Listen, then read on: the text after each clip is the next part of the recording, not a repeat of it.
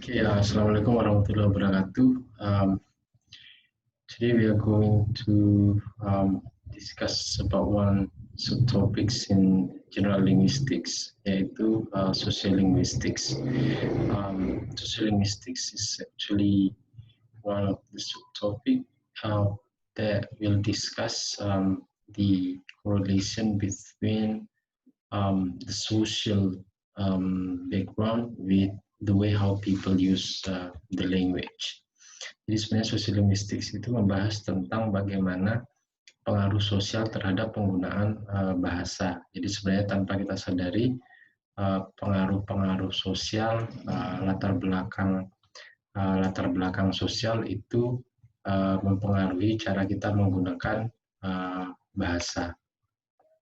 Nah, yang kita akan lihat adalah the first is definition, the second is some of the basic concepts. Jadi memang tidak akan bisa mengcover semua subjek sekaligus, tetapi hanya untuk memperlihatkan sebenarnya konsep-konsep apa yang ada di dalam social linguistics ini. Nah, ada beberapa pertanyaan dulu sebenarnya yang berkaitan dengan pembahasan social linguistics. The first is why people speak differently in different social context. Jadi misalkan kenapa orang menggunakan bahasa yang berbeda ketika dalam konteks formal, ketika dalam konteks informal, kemudian dalam to whom they speak, they will change the way they speak. Nah, itu kenapa. Kemudian kenapa misalkan ada pengaruh dan bagaimana pengaruh faktor-faktor sosial seperti social distance, social status, age, gender, class, on language, dialects, registers, genres of the language used. Jadi sebenarnya secara garis besar social linguistik melihat bagaimana pengaruh faktor-faktor sosial, ya, sosial status, pendidikan, usia, gender itu terhadap penggunaan bahasa. Jadi bisa dialek, kemudian penggunaan registers itu jenis-jenis bahasa, style bahasa yang digunakan dalam berbahasa. Oke, nah secara simpel sebenarnya social linguistics is the studies how language varieties differ between groups separated by certain social variables. So if we talk about how language use is different based on ethnicity, based on religion, based on status, based on gender, based on level of education and age.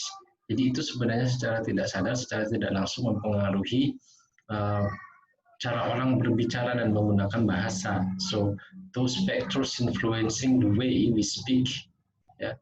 So it's not only the way we speak, the way we write, the word we choose, and also the structure of the sentence that we use, whether that's formal or informal, and the types of words that we are going to put into our sentence. Jadi sederhananya the study who speaks to whom, in what context, with what language. Jadi who itu siapa yang berbicara, to whom itu ke siapa, dalam konteks apa, dengan gaya bahasa yang seperti apa. Jadi who-nya itu siapa yang berbicara atau siapa yang mengirimkan pesan, atau who writes a particular language, to whom they speak, to whom they write, in which context, formal, informal, natural, and what style of language. Jadi itu yang menjadi pokok bahasan dari social linguistics. Nah sekarang, apakah misalkan ada perbedaan karakteristik penggunaan bahasa antara perempuan dan laki-laki? Kemudian ada perbedaan cara menggunakan bahasa between female and male. When you speak to male, when you speak to female, when males speak and female speaks, do they really use the language differently? Nah, dari fakta-fakta yang dikumpulkan oleh para sosiolinguis memang ada perbedaan. Jadi ada pilihan kata yang misalkan itu kayak eksklusif dipakai oleh female, kemudian ada kata yang kayaknya eksklusif dipakai oleh male. Jadi misalkan Robin Lakoff menyatakan bahwa ada beberapa karakteristik when female use a language in English. For instance, female tend to use a more specific color name. Dan itu kalau laki-laki mungkin semuanya warna itu biru, semua hijau, semua merah, semua. Kalau perempuan, they tend to use a more specific color. They know that exactly. Also in English, women tend to use a modifier, quite, a bit, rather. Itu lebih sering daripada laki-laki, daripada male. Kemudian male tend to use more swearing words. Jadi katanya laki-laki itu lebih cenderung lebih sering menggunakan swearing words, itu dari data dan fakta yang dikumpulkan oleh sosiolinguis. Jadi dari situ misalkan perbedaan gender aja sudah terlihat bahwa ada perbedaan cara menggunakan bahasa, dan ketika berbicara ke entah female atau male juga ada perbedaan cara menggunakan gaya bahasa, itu berdasarkan gender. Ini contoh misalkan tuturan yang teks, kalian mungkin bisa menebak bahwa yang mengetik ini usianya berapa. Yang jelas usianya pasti bukan usia yang sudah berusia lanjut dengan gaya tulisan seperti ini. You can tell that this is written by a teenagers. So the way they put the words, the way they put the sentence, the way they write the word, it's all based on the age of the writer or the speaker. Nah, kemudian bisa juga perbedaan konteks itu juga membedakan. Misalkan ada yang lebih formal. Dengan email biasanya cenderung lebih formal, kemudian dengan WhatsApp cenderung lebih informal. Tapi kembali lagi to whom you speak. Jadi to whom you speak itu juga sangat mempengaruhi. For instance, when you text your friend, versus when you text your lecturer, you should have a different structure of a sentence. Jadi kalau teman itu mungkin you don't have to use greetings, you don't have to use introduction, body of the message, and then closing. Nah, struktur itu sebenarnya yang idealnya adalah struktur itu ketika misalkan when you text to your lecturer, tapi ketika ke teman sebenarnya tidak selengkap itu. Nah, itu juga pengaruh bahwa to whom you speak itu mempengaruhi cara kalian menggunakan bahasa. Nah, kemudian juga ada faktor regional differences. Jadi ada perbedaan karena perbedaan dialek itu dipengaruhi oleh regional differences. Jadi sebenarnya sosiolinguistik tidak hanya melihat dari perbedaan kelas sosial, tapi di mana bahasa tersebut dituturkan. Kita berbicara tentang bahasa yang sama. English akan ada muncul beberapa dialek. So you will have a British English, American English, Australian English, South African English, Indian English, Singaporean English. Nah, kalau logat sebenarnya itu berdasarkan aksen fonologis sebenarnya.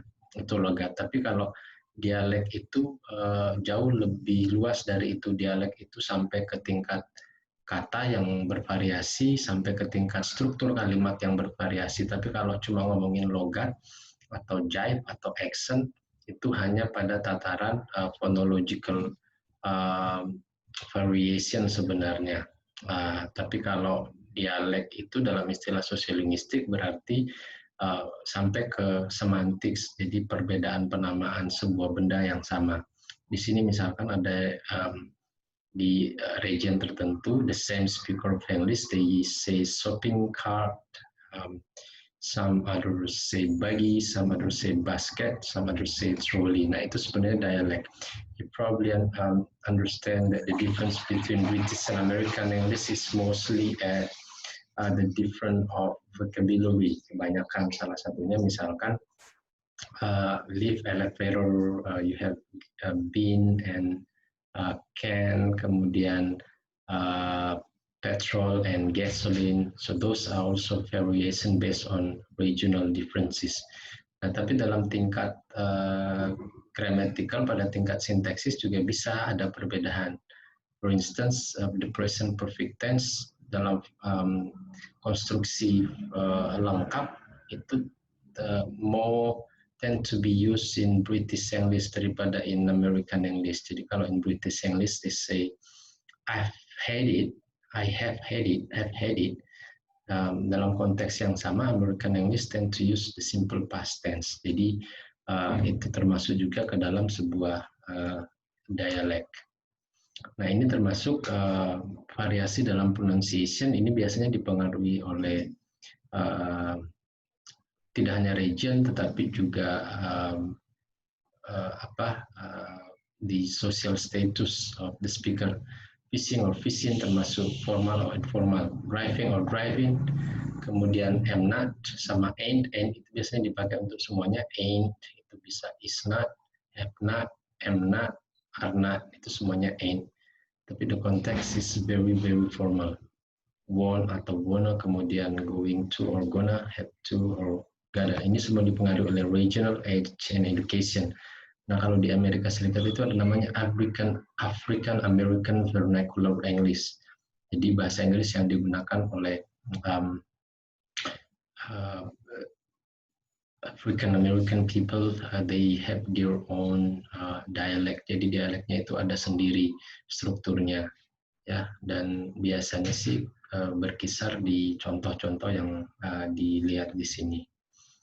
Nah, faktor-faktor sosial itu berarti ada social class, education, occupation, economic status, gender, sama age. What is the effect of age to the way people speak? Of course, it will affect you. When you speak to a child, you probably change the tone, the rhyme of the way you speak. Jadi irama berbicaranya, kemudian tone-nya berbicara juga. Kalau dalam bahasa Indonesia malah kita punya kata ganti lebih dari satu. In English they only have you untuk semuanya, terlepas dari to whom you speak, kelas sosial apa yang lawan bicara kita. Tetapi in English, dalam bahasa Indonesia itu banyak sekali kata ganti. Pertama, you have Anda, you have kamu itu kalau sudah akrab, you have situ juga ada, bisa sampean, bisa mbak, bisa mas. So, apa yang mempengaruhi pemilihan kata ganti tersebut? What make the difference? Itu to whom you speak, kepada siapa kalian berbicara dan dalam konteks apa. Nah, kita sih mungkin kalau baru-baru kenal ya paling menyebutkan mas, mbak. Tapi ketika sudah lama kenal, ya biasanya sudah pakai kamu ketika di usia yang sama. Jadi tanpa sadar itu sebenarnya all of these factors influence the way you speak. Nah, ini penting sebenarnya. Jadi pemahaman tentang your target language is not only on the core of linguistics field. Jadi tidak hanya pada core inti phonology, morphology, syntax, and semantics, tapi pada akhirnya this competence, sociolinguistic competence ini yang pada akhirnya juga penting untuk dipelajari. Ada expat yang sudah lama di Indonesia, kalau setahun kenal kita, dia tetap panggil kita dengan Anda sudah makan, Anda sudah makan. 5 tahun masih tetap Anda sudah makan, ya kayaknya ada social distance yang masih ada di situ. Kenapa? Karena memang sociolinguistic kompetensinya berarti belum sampai ke sana. Bahwa kalau harusnya sih sudah tidak pakai Anda. Anda itu kalau sudah baru kenal atau sangat formal, tapi kalau informal bisa aja pakai kamu sudah makan. Nah, jadi seperti itu. So in English, you should be able to identify when to use the informal, when to use the formal, how to structure a sentence in a specific context, itu juga penting. Harusnya nanti bisa membedakan antara when to use let me know sama when to use inform me. Dua kata itu sebenarnya sinonim, tetapi satunya lebih formal, satunya informal. You will be able to find out when to use purchase, when to use buy. You will also be able to know ketika greetings di awal bilang dear sir ini misalkan, atau dear professor ini, sama cukup bilang hi atau hello. Nah itu semuanya penting sebenarnya, karena itu memperlihatkan how good you are in measuring your social distance, karena itu sangat pengaruh. Jadi using the language properly itu tidak hanya mampu menyusun kalimat yang benar, tetapi beyond that, you should be able to use the correct style in the correct context or situation to whom you speak. Jadi ketika di kelas mau presentasi mungkin cukup bilang selamat malam teman-teman, tapi ketika di konteks yang seminar yang sangat formal itu bisa lebih formal. Tapi kalau di dalam konteks informal banyak teman-temannya sendiri bisa aja hai semuanya. Jadi hi everyone, you can also say good evening everyone, good evening ladies and gentlemen, kan itu beda. Good evening ladies and gentlemen is very formal, dan di bawahnya sedikit good evening everyone, mau lebih casualnya hi everyone. Jadi itu to whom you speak and which context. Nah itu semuanya pengaruh-pengaruh itu yang affect the way you use the language. Tidak hanya pada tingkat kata, nanti pilihan kata, tapi juga pada tingkat struktur kalimat yang kalian pakai. Nah, di semester 7 sebenarnya nanti ada mata kuliah khusus untuk sosiolinguistik, tapi di buku kalian itu chapternya ada yang membahas language variation based on region dan language variation based on social status. Jadi bisa tertarik di sini bisa menggali lebih jauh dengan itu. Tetapi secara keseluruhan kemampuan kita untuk mengenali ini itu namanya sosiolinguistic competence. Sebagai penutur bahasa asli, penutur bahasa Indonesia, we don't have to study this. Karena itu kita dapatkan by doing it. Jadi makanya kenapa anak kecil itu biasanya supaya mengimitasi orang tuanya kita sebutnya panggilnya dengan adik, ya. Atau misalkan kita tidak ngomong kamu di depannya, supaya apa? Supaya tidak mengikuti, ya. Kemudian di Indonesia juga satu lagi misalkan perbedaan cara menggunakan kata ganti untuk mengacu ke diri sendiri di Indonesia itu kalau female, it is okay even if you are teenage, kalau remaja itu memanggil diri sendiri menggantikan kata saya atau aku itu dengan namanya. But it's not okay for male meskipun di usia yang sama. Nah itu salah satu kelihatan bahwa bagaimana pengaruh gender terhadap the way you use the language. To whom you speak itu age pasti. When you speak to kid, when you speak to teenage, when you speak to the older, itu juga strukturnya nanti mempengaruhi. Ya jadi ini salah satu hal, misalkan you will have a different word choice and different structure when you sending a text to classmate and lecturer. In Indonesian case, you probably just say ke teman turun kah, but when you send text to your lecturer, sometimes you need greetings, introduction, the body of the message, and then closing. Jadi strukturnya agak formal, yaitu yang disebut dengan pengaruh to whom you speak terhadap the way you use the language. Ini penting, misalkan when you work as copywriting or content writer, itu harus tahu segmentasi saya apa sih, anak muda kah, anak-anak kah, orang tua kah, perkotaan kah, pedesaan kah, sehingga pemilihan bahasanya itu kalau dalam konteks bahasa Indonesia itu bisa tepat. In English context, you need to be able to identify your segment, whether or not it should be informal or informal. Nah, opening speech misalkan, social event with friends and family, opening speech-nya mungkin pembukanya, greetingsnya cukup dengan hi everyone, thank you all for coming. Tapi kalau seminar mungkin lebih formal dikit, good morning atau good afternoon, all participants, ya. Kalau office meeting cenderung lebih netral juga, ya. Nah, yang jelas itu yang mempengaruhi berarti di sini to whom you speak sama the konteksnya, ya. Jadi linguistic choice will generally reflect the influence of the following components. Yang pertama adalah partisipan siapa yang terlibat dalam diskusi tersebut, percakapan tersebut, atau kalau dalam writing email berarti siapa mengirim ke siapa, who is speaking to whom.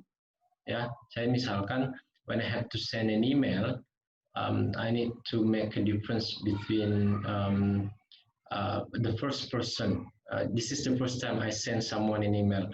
Acara webinar Uniba misalkan karena saya yang harus menghubungi semua keynote speakers-nya dan saya tidak kenal, sehingga pasti di greetings di awal itu yang saya gunakan adalah yang sangat formal. Dear Dr. Lawrence. Jadi tidak langsung Hi Dr. Lawrence. Tapi ketika sudah 2-3 kali saya email, ternyata Pak Lawrence namanya salah satu pembicara, itu dia membalas dengan Hello Adam. Akhirnya saya juga membalas yang sama. Kenapa? Berarti dia sudah membuka sekat atau at least the social distance-nya itu sudah terasa tidak seperti awal, sehingga saya juga membalas Hello Lawrence atau Hello Dr. Lawrence. Jadi seperti itu. To whom you speak, the setting, social context. Apakah itu konteksnya di tempat kuliah atau misalkan konteksnya di tempat informal. Nah, itu juga mempengaruhi. Ya, kemudian topiknya apa yang sedang dibahas, apakah topik yang sederhana tentang weather, tentang weekend, atau just topik which is a little bit more serious, itu juga mempengaruhi. The function of the speak, fungsinya apakah persuasif, apakah kemudian fungsinya ekspositori. Jadi itu intinya. Tapi yang paling menentukan memang partisipansnya, who speak to whom. Itu sangat tidak kita sadari, but it really affects the way we use the language tanpa sadar. Kalau bahasa Indonesia, sekali lagi, this is our first language, so we don't have to study this to be able to understand, to be able to actually use this. Tapi kalau dalam bahasa kedua, mau tidak mau juga pelan-pelan aware terhadap itu. Kemudian perbedaan latar belakang itu dalam menggunakan bahasa. Ya, nah saya kira itu yang saya mau sampaikan. Materi lain tentang code switching dan code mixing itu nanti pada kesempatan lain. Tapi dalam sosiolinguistik juga memang dibahas tentang bagaimana ketika orang yang memiliki, when someone has an ability to speak more than one language atau bilinguals, then he can switch language atau he can mix the language from English to Indonesian language, for instance. Jadi seperti saya misalkan saat ini sedang berbahasa Indonesia, and the next time I use English, it means you switching the language. Nah sekarang what caused that, why people switch that, why people mix the language, itu juga menjadi pokok bahasan dari social linguistics. Tapi ini biasanya sih memang untuk orang yang memiliki kemampuan lebih dari satu bahasa. Tapi kalau orang Indonesia sepertinya memang pasti lebih dari satu, karena ada yang bahasa pertamanya bahasa daerah dan bahasa keduanya bahasa Indonesia, sehingga switching sama mixing language itu tanpa kita sadari itu hal yang sehari-hari dalam fenomena berbahasa dalam konteks bahasa Indonesia. So for instance, your mother tongue language is actually Javanese or Banjarese. You speak Banjar, you speak Java. That's actually your first language. And when you speak in Indonesia, that's your second language. Jadi bahasa Inggris sebenarnya bukan bahasa kedua lagi, tapi bahasa ketiga lah, foreign language. Sometimes you unconsciously switching between bahasa Indonesia to Javanese and then into English, itu namanya switching language. Kalau mixing itu sebenarnya hanya memasukkan frase-frase kata-kata tertentu dari satu bahasa ke bahasa lain. Jadi kalau misalkan ada orang bahasa Indonesia tahu-tahu di tengahnya ada which is, atau nanya you mau kemana, you-nya Inggris, sisanya bahasa Indonesia, itu namanya code mixing. Tapi kalau switching itu memang switch the words, switch all the sentences from English into bahasa Indonesia. Jadi itu juga salah satu yang dibahas dalam sosiolinguistik.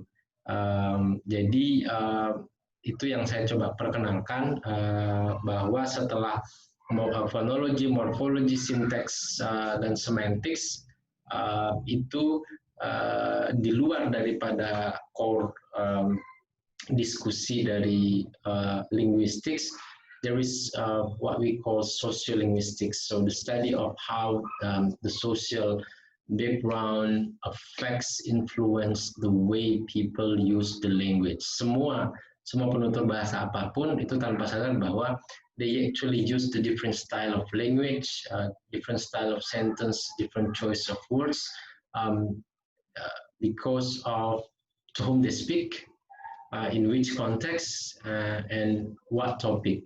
Jadi itu yang menjadi pembahasan sosiolinguistik. Nah, untuk pembahasan-pembahasan yang lain mudah-mudahan nanti di kesempatan lain kita masih ada waktu untuk membahas ini. Di buku itu juga ada bahas bab 18 dan 19 kalau saya tidak salah, yang membahas tentang regional differences sama social differences in the way people use the language. Jadi saya rasa itu aja yang saya sampaikan untuk materi ini. Sangat terbatas, tapi mudah-mudahan sudah cukup bisa memberikan sedikit pemahaman tentang salah satu subfield yang berkaitan dengan linguistik. Terima kasih. Assalamualaikum warahmatullahi wabarakatuh.